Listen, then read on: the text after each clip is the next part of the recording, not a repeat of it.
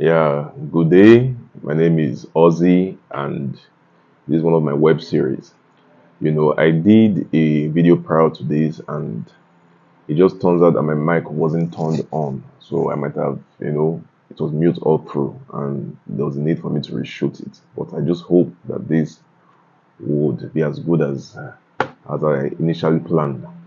You know, um, the first thing I would like to talk about is the difference between cash flow and capital. People use the word capitalize all the time, you know and in some context they may be right, but in others I feel the word has been misused a whole lot, right? But then again, that's why this video is here, because I have a friend, young gentleman, very brilliant, hardworking, he's a QS, and he's a very good Christian. He came to me one time and he was like, Pascal, I work so hard, so hard, and have not little or nothing to show for it.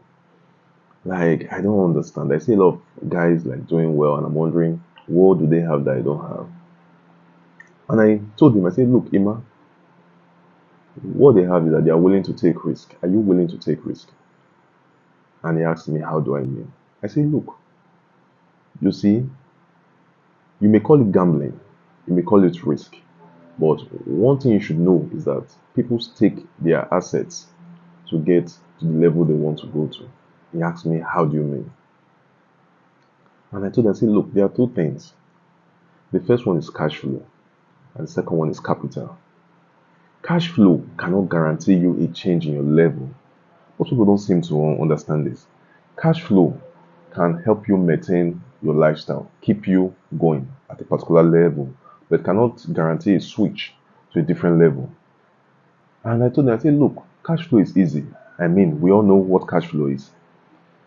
Inflow and outflow, right? The volume of the cash in and the volume of the cash out. And the volume of the cash in, obviously, the revenue a business makes, right?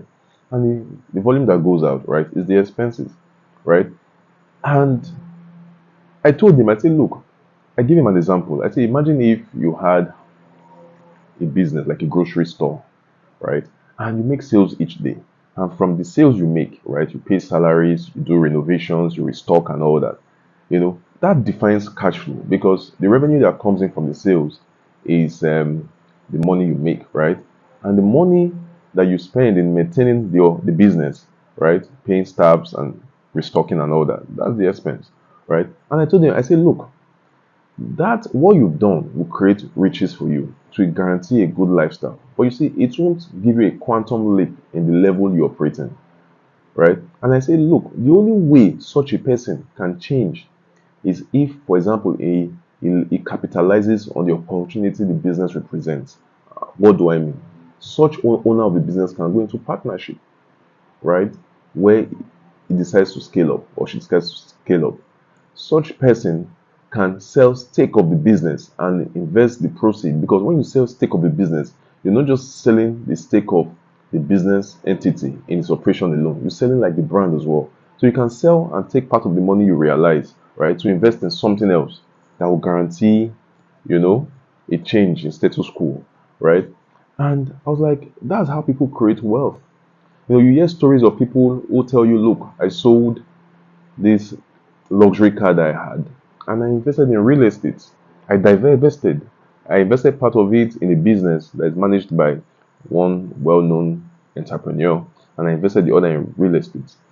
Basically, he knows that in the next few years, that real estate would appreciate. And he also knows that, look, this business can grow to a point where if he decides to resell his stake, right, he goes home a wealthy man. So you see, you can balance it. And also give another example. Say, look, you have a Camry, right? Very clean car, quite expensive now with inflation and all that. And I was like, look, there are people I know that have Camrys and they use their Camrys for Uber, right? Now, that Camry guarantees them a cash flow. But you see, that Camry cannot change their life, like their status quo. And I told him, I said, look, a person owns a Camry that runs an Uber. He can sell that Camry, take part of the money, buy a Corolla. The other money he has, he can crowdfund a real estate investment, right? The development.